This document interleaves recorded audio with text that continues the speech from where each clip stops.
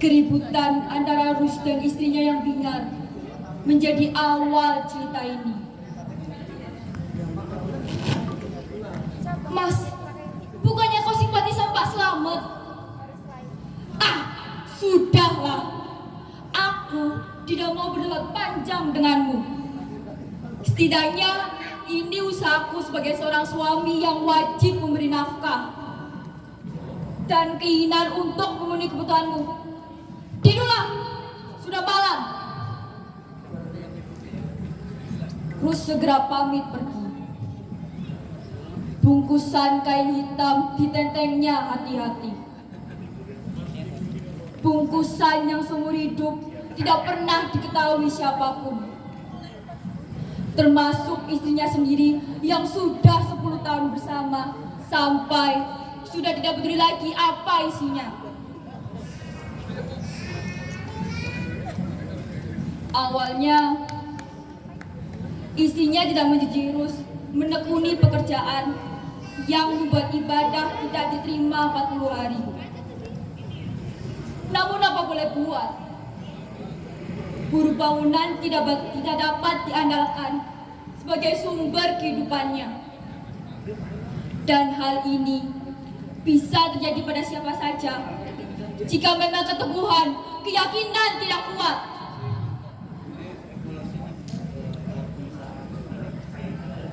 Di sisi lain desa yang didiami oleh Rus, beberapa lelaki sedang berkumpul di rumah kedua calon kepala desa. Sebagian besar mereka berada di rumah Slamet, lurah yang menjabat namun mencalonkan diri lagi. Sisanya, kelompok kecil lawannya siap berjuang bersama Sugiharto. Mereka tidak mau kalah lagi seperti pemilu dulu. Pil pahit ia telan ketika dia kalah telak atas Slamet. Sebagian hartanya habis untuk semua keperluan kemenangannya waktu itu.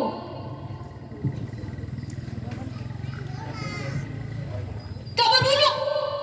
Kabar buruk! Rumah Sugiharto katanya di Bandaru. Kalian tahu kan? Tadi sebelum datang ke sini, saya lihat warung. Beberapa laki di sana melihat bola api itu jatuh di rumah Sugiharto.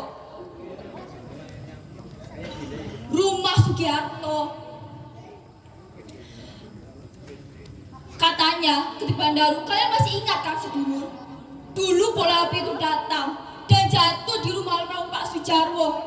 Lalu terbukti dia terpilih sebagai lurah saat itu. Sudahlah, jangan dipikirkan hal semacam itu. Ada hal yang lebih penting. Ayo Kak, itu kopinya ini dingin loh.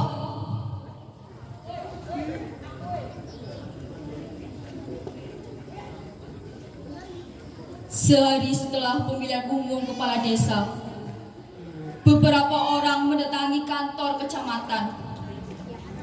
Mereka simpatisan Sugiharto yang tidak puas dengan hasil pemilu. Orang-orang itu mengatakan telah terjadi kecurangan. Beberapa orang provokator mengatakan Slamet melakukan politik uang. Tengah hari itu benar-benar panas. Matahari rasanya hanya sejengkal dari kepala Sugiharto mendidih sisi kepala. Panas itu juga membuat keringat dingin begitu deras membacahi sekujur tubuh Rus. Ia sudah membayangkan akan dimarahi habis-habisan oleh Sugiharto. Lalu rahasia ilmu hitamnya akan terbongkar kalau selama ini dia hanya pura-pura sebagai dukun. Bayangan orang-orang akan kesaktian dan kemampuan ilmunya hilang. Apalagi kalau istrinya sampai tahu. Rus mencoba menghibur diri kalau isu itu memang benar. Setidaknya jika isu itu terbukti, dia akan aman sebagai dukun palsu. Ia tetap akan meyakinkan Sugiarto dan anak buahnya bahwa kemenangan itu adalah hasil dari ilmu dukunnya.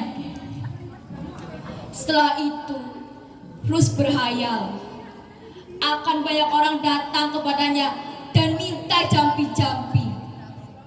Itu artinya rezekinya akan mengalir deras.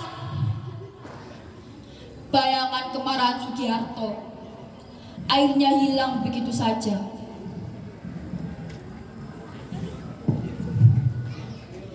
Juragan tenang saja. Sebentar lagi ilmunya akan bekerja. Keadaan akan berbalik pada Tuan. Sugiarto, lurah kita yang sebenarnya. Betul tidak, saudara-saudara?